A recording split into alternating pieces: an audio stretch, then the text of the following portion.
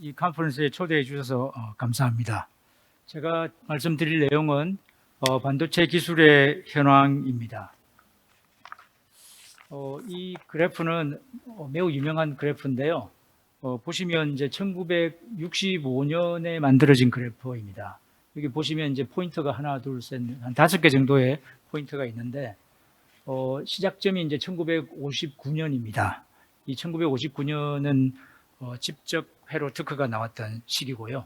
그 전 단계, 그 전에는 트랜지스터가 한 개씩 있던 그런 시절이었고, 이 59년에 이제 집적회로 특허가 나오면서 이제 62년에 여기 이제 한 3개가 여기 로그 스케일이기 때문에 한 8개 정도 됩니다. Y축은 이제 로그 2 스케일이거든요. 그래서 이렇게 이제 찍어 보니 이게 이제 무의 법칙이라고 하는 건데, 1965년에 이 5개 포인트로 이렇게 외삽을 해서 향후 그 당시에 기준으로 한 10년 정도를 예측을 한 그런 그래프가 됩니다. 그래서 이 이제 데이터가 매우 중요한 이제 법칙이고, 이 부분이 이제 계속 이 반도체 산업에서 적용이 되었습니다. 사실 법칙이라고 하는 건 아니고 그 당시에 관찰했던 트렌드입니다. 2년마다 트랜지스터 개수가 2배씩 증가한다라는 그 트렌드인데, 그 이후로 이 반도체 쪽에 종사하는 분들이 이 최근까지 계속 트랜지스터 개수를 증가시켜 온 이런 게 이제 모의 법칙이 됩니다. 이 자료는 예상 자료인데 2030년이 되면 어떻게 될까를 보여드리려고 가져온 자료인데요. 미국을 보시면 미국이 거의 50% 정도에서 결국은 이제 이 포션이 줄어들 것이다. 그러면 미국에서 줄어드는 그 포션은 어디로 가나 보면 결국 중국입니다. 지금 이제 미중 무역 전쟁, 특히 반도체, 배터리 이런 전쟁이 일어나고 있는데, 그럼에도 불구하고 결국 이제 10년 후를 보면 메인랜드 차이나의 비중이 증가할 것이다. 이런 예상을 하고 있고, 한국은 지금 현재의 비중을 거의 유지하는 정도로 예상을 하고 있습니다. 한국과 대만의 이제 업체들을 좀 비교하고 있는데요. 이 반도체 산업은 이 팹리스라는 팹이 없는 설계 기술만 갖고 있는 업체들하고, 그리고 이제 팹을 갖고 있는 파운드리 회사, 그리고 패키징하는 OSAT, Outsourced Semiconductor Assembly and Test라는 업체입니다. 패키징 업체라고 보면 됩니다. 이런 식으로 이제 구분이 되고, 그리고 이제 칩리스라는 컴퍼니도 따로 있습니다. 팹리스와 칩리스의 차이는, 칩리스 컴퍼니는 설계 기술만 판매하는, 제공하는 업체입니다. 그리고 팹리스는 그 칩리스 컴퍼니의 설계 기술을 구입을 해서 자신에 맞는 칩을 설계를 하는, 그래서 그 설계된 칩을 파운드리에 맡겨서 제조해서 이 팹리스는 이제 칩을 갖게 되는 거죠. 자기가 결국은 갖게 되는데, 칩리스 컴퍼니들은 대표적인 컴퍼니가 ARM, 지금 일본의 소프트뱅크 손정희 회장이 갖고 있는 업체가 되죠. 그런 ARM 같은 업체가 이제 대표적인 칩리스 컴퍼니가 됩니다. 그리고 그뿐만 아니라 이 설계를 이제 할 때 필요한 여러 가지 소프트웨어들이 있거든요. 그런 소프트웨어들을 또 지원하는 컴퍼니들이 칩리스 컴퍼니라고 볼 수 있습니다. 그래서 이런 이제 흐름을 통해서 결국은 이제 제품에 들어가는 반도체가 제작이 됩니다. 여기 보시면 이제 팹리스 컴퍼니들이 이렇게 좀 나눠져 있고, 대만과 한국이죠. 훨씬 대만이 강력합니다. 그리고 이제 파운드리 쪽도 저희들이 삼성, 하이닉스 이런 쪽도 파운드리가 있긴 하지만, 물론 삼성은 매우 강력합니다. 파운드리에서 2위니까요. 그런데 이 DB 하이텍 이런 업체들은 좀 많이 작은 사이즈가 작고, 그리고 여기는 대만은 TSMC, UMC 이런 것들이 강력한 파운드리 업체들이죠. 그리고 이제 후공정 패키징 업체들도 요 ASE 테크놀로지가 이 분야 1위 업체입니다. 우리나라에도 SFA, 네페스, 하나 마이크론 이런 업체들이 있긴 하지만 탑 10에 들어가지 못합니다. 그래서 아직 우리나라에서 이 후공정, 그리고 파운드리, 삼성은 물론 잘하고 있지만 좀 약한, 그리고 이 팹리스 쪽도 많이 약한, 저희 나라에서 강력한 것은 이제 메모리 쪽이죠. 메모리 쪽은 독보적이지만 이 로직 시스템 IC라는 이 로직 쪽은 매우 아주 약한 편입니다.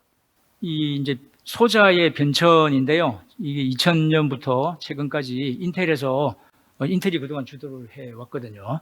그 인텔에서 90나노, 65나노, 45나노 이렇게 가면서 90나노에서는 실리콘에 이제 스트레인을 걸어서 이 실리콘 내부에 흐르는 그 캐리어, 전자나 홀이 더 빠르게 움직이도록 하는 이런 스트레인드 실리콘 이런 기술이 도입이 됐고, 그리고 45나노에 들어오면서 이제 하이케이 그리고 메탈 게이트 쪽에 이런 것들이 이제 도입이 됐고, 22나노로 들어오면서 이제 평면 트랜지스터가 이제 핀 타입으로 바뀌었고요. 그리고 또 여기 10나노에 들어오면서 여기 이제 컨택트 오버 액티브 게이트의 약자인데요. 이 구멍을 뚫을 때 밑에 있는 그 실리콘 표면에 바로 위에 뚫는, 그동안은 바로 뚫지 못하고 약간 옆에 뚫었거든요. 근데 면적이 그러면 좀 더 필요한데, 바로 이제 밑에 있는 실리콘에 바로 위쪽을 바로 뚫어내는 이런 기술이 도입이 되고, 그러면서 이제 점점 이제 집적도가 높아지게 되고, 이제 3나노를 넘어가면, 그러면 이제 2나노인데, 여기서는 이제 20옹스롱으로 이제 옹스롱 이제 시대로 넘어갑니다. 여기서는 더욱더 이제 축소하는 게 너무 어렵기 때문에 20옹스롱, 18옹스롱 이렇게 이제 나누게 되고, 여기 이제 그 실리콘 트랜지스터가 이렇게 만들어지면 그 위쪽에 이제 메탈 라인이 이렇게 만들어지는데, 이 메탈 라인 중에 이 파워를 공급하는 메탈 라인은 아래쪽에 또 이제 해서 분리하는, 그러니까 신호 배선을 위쪽에 두고 파워 배선을 아래쪽에 두는 이런 기술도 도입이 돼서 또 성능을 향상시키는 이런 움직임으로 가고 있습니다. 애플에 대해서 좀 한 말씀 드리고 싶은데, 애플은 아이폰, 아이패드, 맥북, 또 맥스튜디오 같은 이런 이제 전자 제품을 판매하고 있는 업체인데, 이 애플은 이제 운영체제를 가지고 있죠. 운영체제를 가지고 있고, 그리고 프로세스는 이제 설계를 하죠.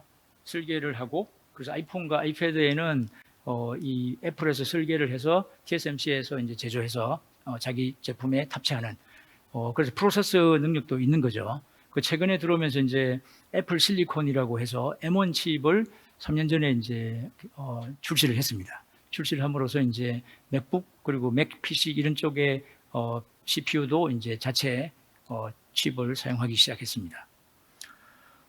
삼성전자를 보면, 삼성전자는 이제 전자기기를 이제 제품 이제 판매하고, 중국은 이제 화웨이와 샤오미 이런 것들이 있는데요. 그 삼성전자는 이 운영 체제가 없어요. 현재 좀 시도를 좀 했지만 실패해서 현재 운영 체제가 없고, 그리고 프로세서도 없어요. 사실은 뭐 엑시노스가 있는데 지금 상태가 매우 안 좋죠. 안 좋기 때문에 삼성전자는 프로세서가 여기 뭐 있다고는 여기 표현되어 있지만 사실은 매우 약한. 그 삼성전자가 이 애플하고 이제 경쟁하기가 매우 힘들어 보이죠. 일단은 그런데도 약간 이렇게 어느 정도 경쟁을 하는 거는 삼성전자 계열사 삼성전자 안에는, 삼성 안에는 배터리 회사도 있고 또 디스플레이 회사도 있고, 이런 이제 삼성 그 그룹 안에 있는 그런 다른 이제 업체들의 그런 능력들을 이제 가지고 있기 때문에 뭐 완벽하게 잘 경쟁하지는 못하지만 애플과 어느 정도 경쟁을 하고 있는 그런 상태인 것 같고요. 화웨이 같은 경우는, 샤오미도 마찬가지입니다. 화웨이, 샤오미는 설계 회사를 가지고 있어요, 자체. 그래서 칩을 생산을 하고 있고, 그리고 샤오미도 마찬가지인데 화웨이하고 샤오미는 자체 운영 체제를 또 가지고 있습니다. 그 성능이 조금 떨어지고, 그러니까 소프트웨어도 성능이 좀 떨어지고 프로세스도 좀 떨어지긴 하지만, 그래도 애플과 같은 그런 트랙을 추구하고 있는 그런 업체라고 보면 됩니다. 애플의 이제 칩을 보면 여기 이제 A4부터 쭉 이렇게 발전을 하고 있는데, A4, A5 이렇게 되고, 요전에도 이제 삼성에서 만들어줬어요. 45나노부터 삼성에서 이제 애플 칩을 만들어줬는데, 여기 이제 그 A8부터 이제 TSMC 20나노 공정 기술부터 이제 TSMC로 이제 물량이 넘어갔고, 여기 16나노 이때 이제 14나노 이때 삼성으로 잠깐 넘어갔다가 다시 이제 또 넘어가는 TSMC로 또 물량이 넘어가고, 그 이후에 계속 이제 TSMC에서 계속 생산하는 그런 상황이고, 이제 최근에 이제 그 맥킨토시에 탑재되는 칩은 인텔 칩을 그동안 사용을 해왔어요. 사용을 하다가 2020년에 이 M1이라는 칩을 이제 출시하게 되고 그럼으로써 이제 맥북에 이제 인텔 칩을 더 이상 사용하지 않고 이제 자체 개발한 칩을 사용하고 있습니다. 그리고 이제 여기 나와 있지는 않은데 2022년에 이제 M2 칩이 또 나왔어요. 그래서 이제 맥 PC 쪽도 이제 다 인텔 칩을 더 이상 사용하지 않는 이제 칩에 대해서는 다 이제 자체 생산을 하지 않지만 자체적으로 개발해서 자체 기기에 탑재를 하고 있습니다. 그 M2 경우에 이제 M2 프로, 뭐 M2 맥스, 그리고 M2 울트라 이런 이제 4개의 이제 칩이 지금 제공되고 있는데 M2 울트라는 이제 M2 맥스를 2개를 붙인 거예요. M2 맥스를 이 2개를 붙여서 용량이 CPU 코어가 이제 원래는 M2 맥스가 12개인데 2배가 됐죠. 24개. 그리고 GPU는 76개. 그리고 이제 이 속도, 메모리 밴드위스, 메모리 이제 쪽에 이제 속도 초당 이 800GB 엄청난 겁니다. 그리고 총 트랜지스터 개수가 보면 이 빌리언이니까 1,400억, 1,300억 개 정도 됩니다. 그러니까 이 2개를 합쳐서 이 트랜지스터 개수가 엄청나게 많아진 거죠. 그리고 이제 최근에 오면서 이제 전력 반도체 시장의 수요도 증가하고 있죠. 이 자동차가 이제 전기 자동차로 가고, 그리고 이제 또 자동 이제 무인 이제 자율주행 이런 식으로 넘어가면서 이 이제 자동차 쪽에도 이제 반도체가 매우 많이 필요하고, 그리고 또 이런 이제 발전소에서 나온 이런 전력을 핸들링 하는데도 또 반도체 소자들이 필요합니다. 그래서 기존은 이제 실리콘을 가지고 이런 것들을 만들어 왔는데 이 이제 파워를 높이려고 하다 보니까 기존의 실리콘 가지고는 이제 한계가 있고, 그래서 이제 여기 보면 실리콘 카바이드라고 하는 새로운 이제 반도체 재료, 밴드갭이 좀 더 큰 거죠. 그 와이드 밴드갭 이제 세미컨덕터 실리콘 카바이드나 또는 갤리움 나이트라이드 같은 이런 웨이퍼를 이제 생산하게 되고, 그래서 이 전력 반도체 쪽에서는 이제 이런 시장이 지금 이제 태동하고 있습니다. 이제 국내 반도체 인력 양성에서 보면 일단 여기를 보시면 4개 이제 아주 핵심 산업이 있는데 미래자동차, 2차 전지, 반도체 그리고 디스플레이 이렇게 크게 4개의 이제 핵심 산업이 있는데 2030년까지 이제 부족한 인력에 대한 자료입니다. 2차 전지 미래자동차가 가장 많이 필요하고 반도체도 좀 필요한 이런 상태가 되고요. 그리고 산업통상자원부에서 이제 발표한 건데 이 우리나라의 이제 반도체가 업체들이 이제 주로 이제 경기도하고 이 충청도에 이제 포진되어 있거든요. 그래서 이것들을 이제 보면 이제 팹리스도 이제 판교에 이제 팹리스 컴퍼니들을 이제 육성을 하고, 그리고 소부장은 이제 소재 부품 장비 쪽입니다. 그쪽을 화성, 그리고 메모리 평택은 이제 메모리 파운드리, 이 천안 온양은 이제 패키징 쪽 지금 업체들이 많이 부진되어 있습니다. 그리고 청주에는 이제 SK 하이닉스 메모리하고 파운드리 이렇게, 그래서 이걸 또 이렇게 굳이 해서 K 반도체 벨트라고 또 얘기를 합니다. 요즘 K를 많이 쓰죠. 그 정부에서 이제 크게 이제 준 4가지 전략을 가지고 이제 우리의 K 반도체 전략을 이제 발표를 했습니다. 그래서 2030년 비전으로는 세계 최고의 반도체 공급망을 구축하겠다라는 거가 이제 비전이고, 수출은 이제 여기 보시면 이제 한 1,000억 불에서 2,000억 불로, 그리고 생산은 150조에서 한 320조로 2030년이 되면, 그리고 고용도 18만 명이 이제 27만 명으로, 그리고 투자는 여기 보면 500조 플러스 알파 정도를 투자하겠다, 이런 이제 전략을 가지고 있습니다. 그리고 이건 이제 반도체 특성화 대학 지원 사업이라고 최근에 이제 교육부에서 선정을 했습니다. 선정을 해서 수도권에서 3개, 그리고 비수도권에서 이제 5개, 총 8개의 사업단을 선정을 했고, 저희 학교는 이제 여기 아래쪽에 충북대, 충남대, 한기대 이렇게 연합을 해서 저희들이 선정이 됐고요. 저희들이 주장하는 것은 이제 시스템 반도체하고 파운드리 반도체 쪽에 이제 집중을 하겠다라는 하겠다라고 하고 그 중에 이제 저희 한국기술교육대는 공정과 장비 쪽에 특성화된 그런 인력 양성을 하겠다라고 해서 이제 지금부터 8월부터 시작이 됐고요. 2+2로 해서 총 4년 정도 프로그램이 운영이 될 예정입니다.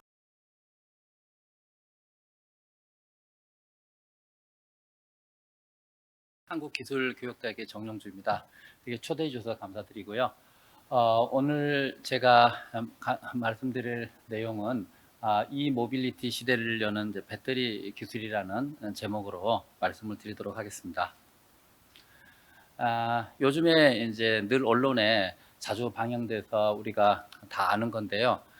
남극 빙하가 이제 티핑 포인트를 넘었다. 그래서 저 말은 이제 과거로 돌아갈 수가 없고 남극 빙하는 점차 녹아서 결국에는 이제 소멸되는 날만 우리가 이제 기다리고 있는 이런 상황이 된 것 같습니다.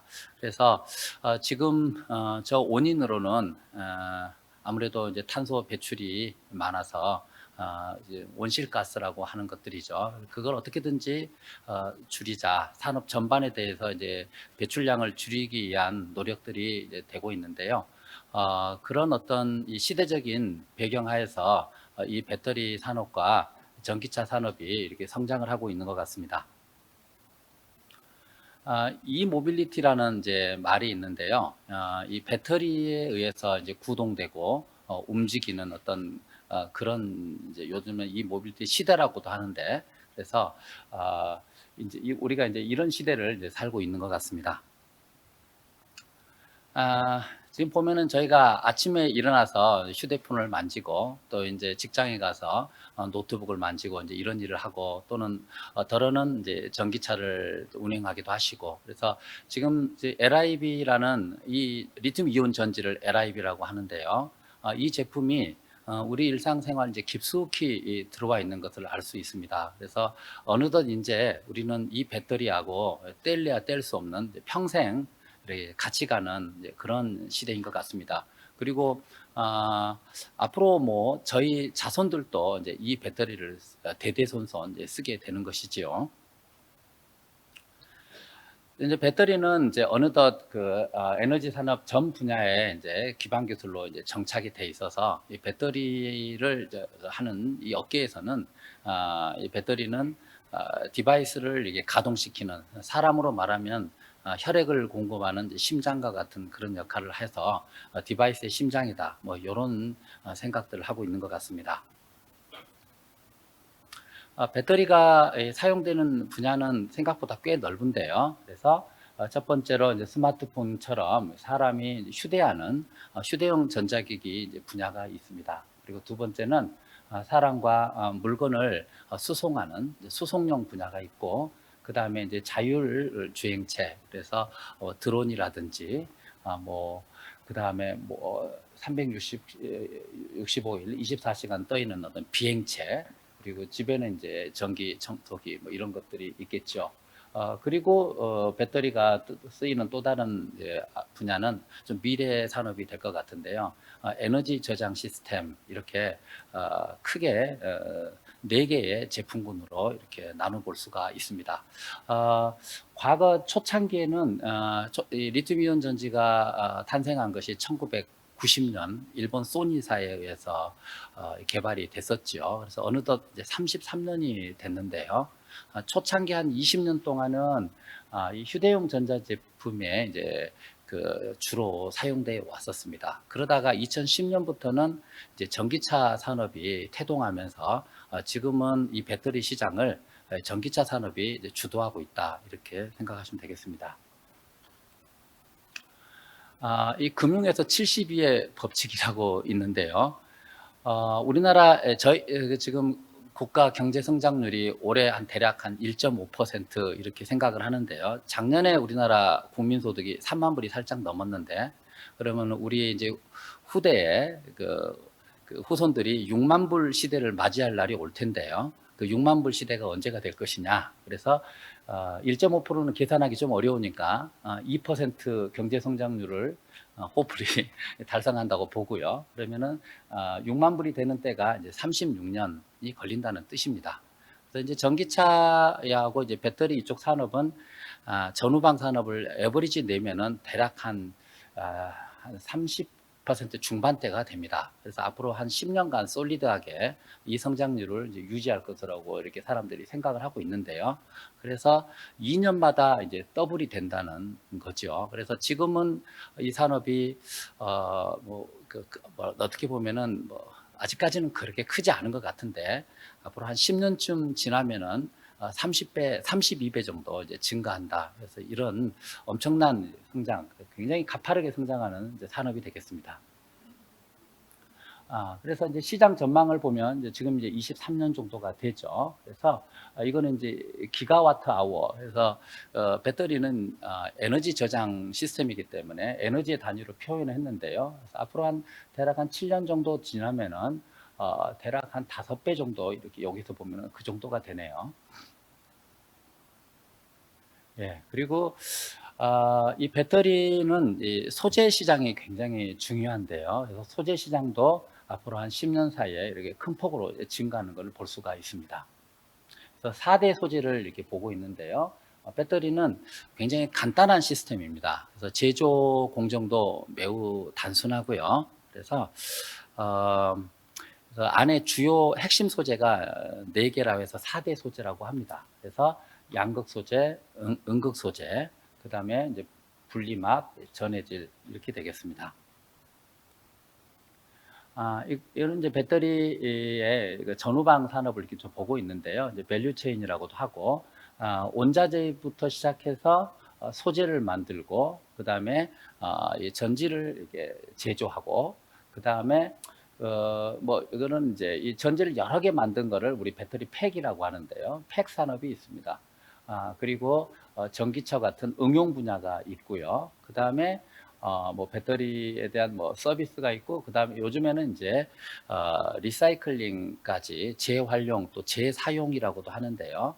이런 분야까지 있겠습니다. 그래서 이게 가장 처음이고, 이 앞에는 이제 광산이 있겠죠. 그래서 이게 마지막 산업이 이렇게 재활용 산업인데, 저희 나라는 지금까지 이 셀 제조하고 이 소재 산업에 이제 주로 주력해 왔습니다. 그래서 저희 나라 경쟁력이 바로 이제 이쪽에 있고요. 그래서 나머지 분야는 주로 중국이 좀 경쟁력을 갖고 있다고 이렇게 보시면 될 것 같습니다. 그래서 셀 메이커로는 여러분 잘 아시듯이 우리나라 그 배터리 3사가 있는데요. LG 에너지 솔루션, 삼성 못합니다. 삼성 SDI, SK 온 이런 회사가 있고, 소재 업체로서는 저희 나라 이제 소재 중에서도 이 4대 소재 중에서 양극재에 특별히 이제 경쟁력을 가지고 있는 나라입니다. 그래서 이 양극재 회사로는 이제 에코프로 그룹이 있고, 그다음에 LNF, 그다음에 이 회사 이름이 좀 바뀌었는데요. 포스코, 퓨처엠 이런 회사들이 양극재 이제 간판 기업이 되겠습니다. 그리고 이제 요거는 또 좀 자세히 본 부분인데요. 4대 소재에다가 그 배터리 안에는 이제 구리 방막을 사용하는데요. 집 전체로 음극 집 전체로 사용하는데 비싸기 때문에 여기다 하나 집어넣은 겁니다. 4대 소재하고 이 각 소재의 탑 티어 컴퍼니하고 세컨 티어 이렇게 좀 나열해 본 겁니다. 그래서 저희 나라는 양극재에 좀 굉장히 강한 경쟁력을 가지고 있는 걸 좀 볼 수가 있고요. 음극재는 조그만 회사도 있습니다만은 포스코 퓨처엠이 그래도 좀 경쟁력을 좀 갖고 있습니다. 그리고 이제 전해액, 이제 분리막 이제 이런 저희도 이제 전해액 분리막은 잘 생산을 하고 있죠. 예. 그 지금 현재 전기차에 사용되고 있는 리튬 이온 전지 형태는 세 가지 형태를 취하고 있는데요. 전기차 회사들마다 좀 선호하는 배터리 형태가 좀 다릅니다. 그래서 요거는 온기둥 모양으로 되어 있어 가지고 온통형 전지다 뭐 이렇게 얘기도 하고 또 온형 전지다 이렇게 얘기도 합니다. 이거는 이제 각형, 멀리서 보면 직사각형처럼 되어 있는데, 이제 직육면체가 되겠죠. 그래서, 이 두 가지는 이제 케이스가 이제 금속 케이스라서 조금 안정적이고요. 그다음에 여기 이제 파우치, 요거는 이제 외장재가 포장재 이름이 파우치라서 이 파우치 전지라고 합니다. 그래서 이 파우치 전지는 저희 지금 현재 스마트폰에 이제 거의 대부분 사용되고 있는 전지가 되겠습니다. 그래서 이 세 가지 전지 다 구성 요소는 동일합니다. 양극, 음극, 전해질, 분리막을 다 가지고 있는 거죠. 형태만 다르다고 보시면 되겠습니다. 그래서 양극판 안에는 양극 물질 외에도 이제 다른 물질들이 이제 같이 섞여 있고, 음극은 음극 물질 외에 또 다른 게 좀 섞여 있습니다. 그래서 전해질, 분리막 이렇게 돼 있고, 그래서 전지가 이렇게 구성이 되려면은 최소한 양극, 음극이 있어야 되고, 그 다음에 이제 전해질이라는 것이 또 있어야 됩니다. 양극, 음극 사이에서 이온이 왔다 갔다 하면서 이제 전기를 수송하게 되는 거죠. 그리고 양극, 음극이 바로 붙으면은 쇼트가 일어나기 때문에 분리시키는 이제 분리막, 이거는 이제 폴리에틸렌이나 폴리프로필렌 이렇게 멤브레인이 되겠습니다. 요즘에 전고체 전지가 많이 회자되고 있는데요. 그 리튬 이온 전지하고 이제 전고체 전지하고 다른 것은 양극재, 음극재는 똑같이 사용합니다. 그리고 전해질만 좀 다른 건데, 리튬 이온 전지는 여기는 액체 전해질을 사용하고요. 여기는 그 액체 전해질이 있는 자리에 이 노란색이 고체 전해질인데요. 이 고체 전해질을 사용한 것이 이제 우리 전고체 전지라고 이렇게 합니다. 그래서 딱 전해질 빼고는 나머지는 기술적으로 같다, 이렇게 생각을 하시면 되겠습니다. 그래서 추구하는 바가 서로 다른데요. 리튬이온 전지는 성능이 좀 우수하고 안전성이 조금 떨어지고, 전고체 전지는 안전성을 높인 전지가 되겠습니다. 그래서 요즘에 이제 전기차 화재 사건이 가끔 이렇게 보도가 되는데, 이 전지를 쓰면은 전기차가 이제 화재나 이제 폭발이 없는 이제 그런 전지가 돼서 이거를 이제 꿈의 전지다 이렇게 하고 업체들이 서둘러서 이 전지를 개발하려고 좀 애를 쓰고 있습니다. 이 물질의 특징은 일단 가격이 싸다라는 거고요. 가격 경쟁력이 가장 좋지요. 그리고 안전성이 좋습니다. 그래서 전기차에 탑재됐을 때 저가로 만들 수가 있고, 그리고 폭발 위험성이 삼문계보다는 현저히 떨어지죠. 근데 이런 장점도 있지만 단점으로는 주행거리가 길지 못하다. 그래서 에너지 밀도가, 성능이 좀 떨어지는 단점을 갖고 있습니다만은, 저희 나라는 이 성능을 향상시키는 쪽으로 고에너지 밀도 배터리에 이제 집중을 한 거죠. 그래서 서로 트레이드 오프 관계가 있고 전혀 다른 쪽으로 우리가 개발해 온 것 같습니다.